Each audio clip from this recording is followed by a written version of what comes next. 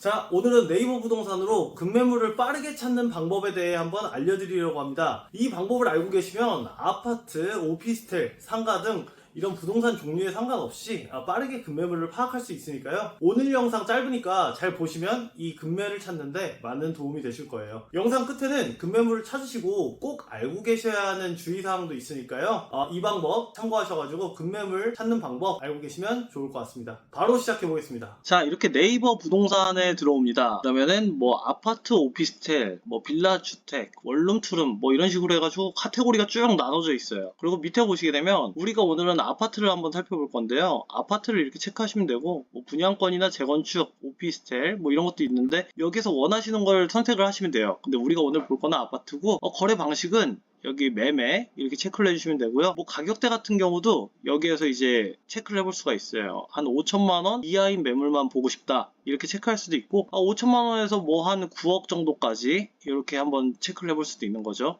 아니면 난 9억 이상 매물만 보고 싶어 이러면은 9억에서 18억 뭐 18억 이상 뭐 이런 식으로 체크를 할 수도 있는 거고요. 면적 같은 경우도 선택을 할 수가 있어요. 10평만 볼래 10평부터 20평까지만 이런 식으로 선택을 할 수가 있고 사용 승인일 그러니까 아파트 연식이 얼마나 됐냐 입주 예정 아직 입주를 안 한 아파트 뭐 2년 이내 아파트 뭐 아니면 30년 이상인 아파트 아니면 전체 기간을 이렇게 눌러가지고 할 수도 있는 거고요. 세대수 같은 경우도 난 소규모 세대가 좋아 100세대 이하짜리 아니면 난 대단지만 볼래 뭐 2000세대 1000세대 뭐 2000세대 이상 이런 식으로 체크를 할 수도 있죠. 그리고 오늘 볼 이제 급매를 체크하는 거는 상세 매물 검색을 눌러보시면은 뭐 층수, 방 욕실수, 방향, 융자금, 기타 옵션 이런 것들이 나와 있어요. 근데 여기에서 층수 같은 경우는 뭐 1층 나는 1층만 보겠다. 애들이 있어서 뛰는 거에 좀 민감하다. 아니면은 난 층간 소음에 좀 예민해서 탑층만 살겠다. 이렇게 해서 탑층만 찾을 수도 있고요. 뭐 저층, 중간층, 고층 이런 식으로 다 체크를 해가지고 원하는 매물을 검색을 할 수가 있어요. 방수 같은 경우도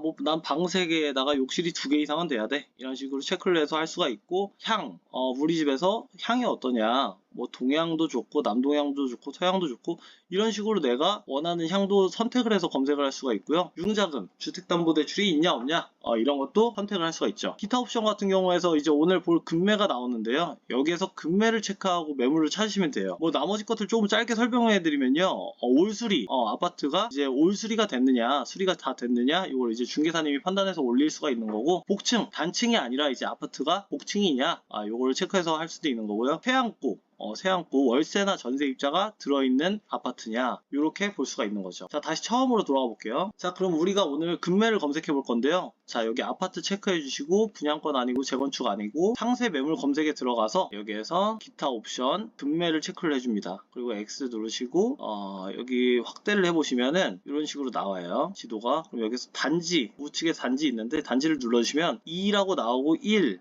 5 이런 식으로 나오죠. 갖다 대보시면은 이제 여기 매매 5 이렇게 나와 있어요. 이게 매물 개수가 5개가 나와 있다는 건데 여기 동일 매물 묶기를 눌러주시면은 똑같은 매물끼리는 추려져서 좀 보기가 편합니다. 뭐 예를 들어서 이걸 한번 눌러보면은 4억 1000의 매물이 나와 있다. 그러면은 매물 정보에 구조가 이렇게 생겼구나. 공급 면적, 전용 면적 이렇게 나와 있는데 평수로 바꿔주시면 보기가 편하겠죠. 20평 정도 되는구나. 실평수는 14평 정도 되고 복도식 아파트구나.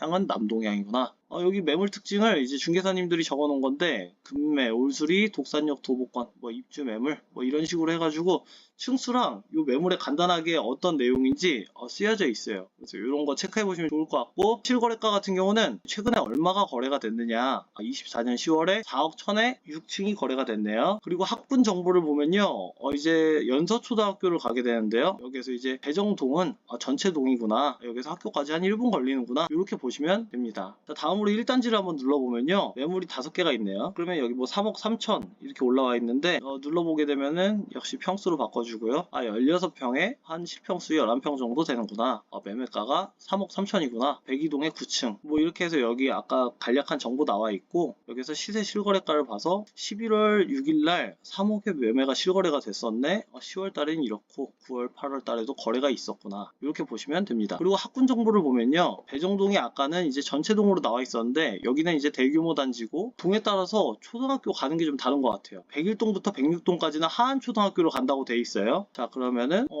동마다 학군이 다를 수가 있겠구나 이렇게 보시면 되고, 그럼 한번 확인을 해보면은 110동 매물이 하나 나와 있네요. 110동 눌러보고 시세 실거래가도 한번 비교를 해보는 거예요. 10월달에 3억 5천에 거래가 됐는데 3억 8,500이 급매라고 올라와 있네. 이렇게 보고 학군 정보를 보게 되면 아까 106동까지는 하한초를 갔는데 107동부터 113동까지는 하일초등학교를 가는구나. 이렇게 보시면 됩니다. 그러면은 요 앞쪽 동은 여기 있는 하한초등학교를 가게 되는 거고, 여기 있는 이제 뒤쪽 동 같은 경우는 여기 구단지에 있는 하일초등학교를 가게 되는구나. 동마다 시세 차이가 있을 수도 있겠다. 뭐 이런 식으로 생각을 해보실 수도 있는 거죠. 이렇게 단지를 눌러놓은 상태에서 쭉 이동하시면은 여기 이 숫자가 이렇게 떠 있어요. 매매 2개, 2개, 이런 식으로 다 떠 있잖아요. 그럼 여기에서 눌러가지고 한번 보실 수가 있어요. 이런 식으로 이게 급매인지 아닌지 이제 시세 실거래가랑 비교해 보면서 체크를 해볼 수가 있는 거죠. 7억 8천, 7억 5천에도 7월달에 거래가 됐네요. 7억 4천에 올라와 있는 거고, 학군은 어디로 갈까? 구름산 초등학교로 가는구나. 사진 보시면은 아파트 같은 경우는 이렇게 사진도 다 나와서 여기에서 이렇게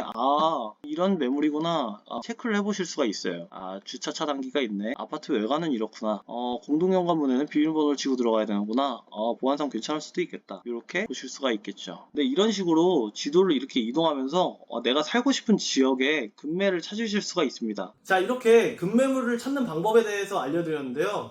여기서 주의사항 두 가지가 있습니다. 첫 번째로 진짜 급매인지 확인을 해봐야 하고요. 두 번째로는 하자가 있는 물건인지 봐야 합니다. 자, 먼저 진짜 급매인지 확인을 해봐야 되는데요. 이 급매라고 표시된 물건은 중개사님들이 직접 급매라고 체크를 해서 이 네이버 부동산에 올리는 건데요. 아파트나 주거용 부동산은 시세 파악이 간단하기 때문에 이게 급매인지 아닌지 파악하기가 쉽습니다. 아까처럼 급매물 검색하고 나와 있는 매물과 비교해보면 되는데요. 시세보다 저렴해서 급매라고 판단되면 어떤 매물인지 중개사님한테 전화해서 물어보고 조사를 해보면 되겠죠. 그런데 이게 주거용 부동산이 아니라 이 상가나 투자용 부동산 같은 경우에는 수익률이라던가 이 개발 가능성 등 이런 여러 부분을 중개사님들이 주관적으로 판단하고 급매라고 올리는 부분이라서 진짜 급매물인지 잘 알아봐야 하는 부분이 있습니다. 반대로 매물 가격이 실제로 급매 가격이더라도 중개사님들마다 다 판단이 다르기 때문에 중개사님이 판단했을 때 이 매물은 일반 매물보다 약간 싼 정도다 라고 판단해서 급매 체크를 안 할 수도 있는 거고요. 다음으로 두 번째는 하자가 있는 물건인지 살펴봐야 합니다. 옛말에 싸고 좋은 것은 없다는 말이 있습니다. 반드시 급매물에 어떤 하자나 사연이 있는지 알아봐야 되는데요. 먼저 권리상 하자가 있지는 않은지 봐야 합니다. 예를 들어서 등기부등본상에 어떤 문제가 있어서 싸게 내놓을 수도 있고요. 어떤 사연이 있는지도 봐야 하는데 경매에 넘어가게 생겨서 급매로 내놓은 걸 수도 있고요.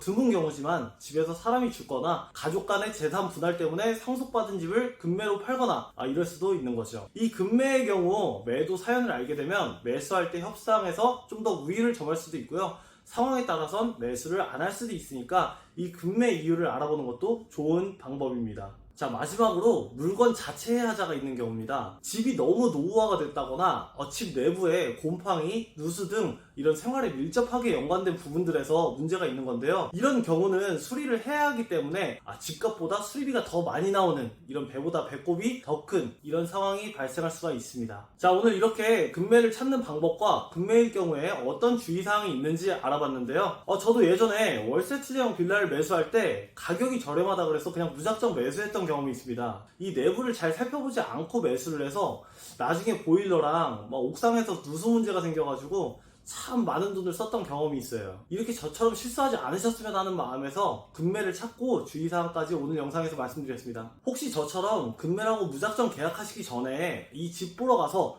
어떤 것들을 봐야 하는지에 대한 영상 만들어뒀으니까요. 고정 댓글 참고하셔가지고 시청하시고 이 무료 체크리스트 파일도 받아가시면 큰 도움 되실 거예요. 오늘도 시청해주셔서 감사합니다.